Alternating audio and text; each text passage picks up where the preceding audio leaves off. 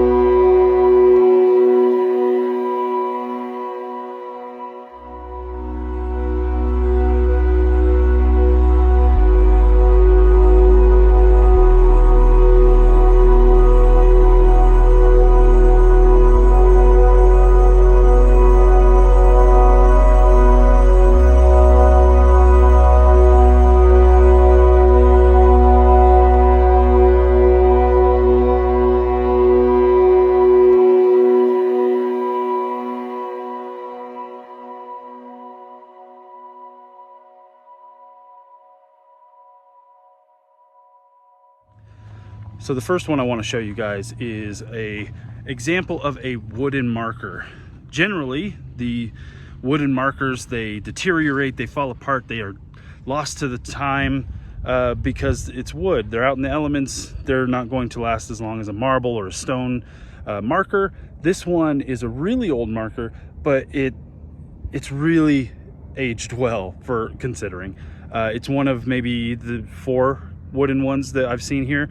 The other ones, you can't read anything off of them. This one, you can still make it out. So let's take a look at that.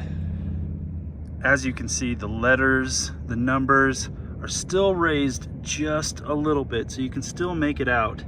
This one, I couldn't really make out the name too well, but this person was from Cornwall, England. They died in 1887 at 71 years of age.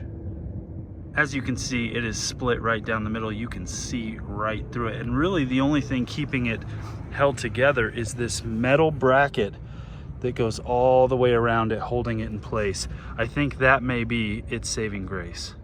Now I want to show you some examples of stone markers that have been here quite a while, but they look brand new. As you can see here, this one is very detailed. And while it's soft, you could tell that probably originally this stone was a little sharper in detail, but the elements and the weather, all that kind of stuff has softened the etchings quite a bit.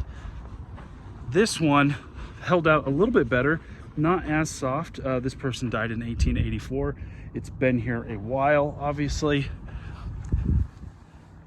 but the artwork is still very, very solid. Not only do we have the crest in the middle, and obviously the name, very easily read, but I love the ivy along the top.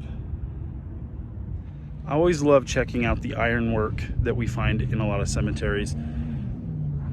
It is very impressive what could be done back in the day. The ironwork is usually generally wrapping around a family plot of some sort, or a singular grave that needs to be protected or is very special.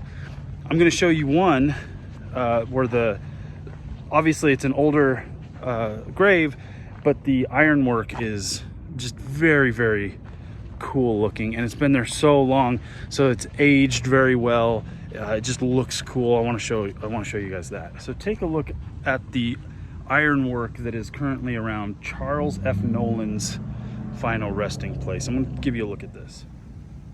It has great color to it. It is holding up so well. A lot of times the ironwork can deteriorate just as much as the stone, just from the wear and tear of the elements, rusting, people climbing on them, pulling on them. It can fall apart very easily. This ironwork is so ornate, and in such good condition. I was very impressed. So immediately when you walk into the cemetery, I noticed a big field of wooden flowers. Some of them had markers next to them, most of them did not, and I was wondering what they were for. I kind of knew, but it was confirmed as I turned around from walking down the cemetery and saw the sign that gives you kind of the entrance to this particular space in the cemetery. As you can see, the sign reads God's Little Angels, and then we have a wide field of these wooden flowers, some with markers, some without, but it's quite a big section.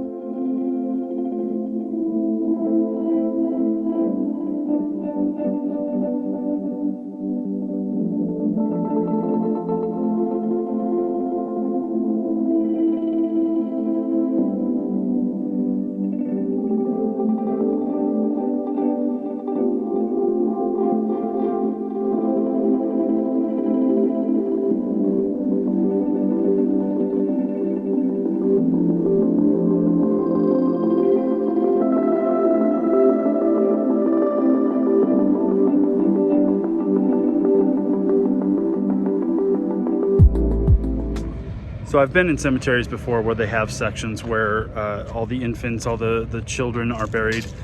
But this is sobering and sad because while there are a lot of these flowers marking the graves and the existence of these small children, there's so few markers left that a lot of these babies have been lost to time.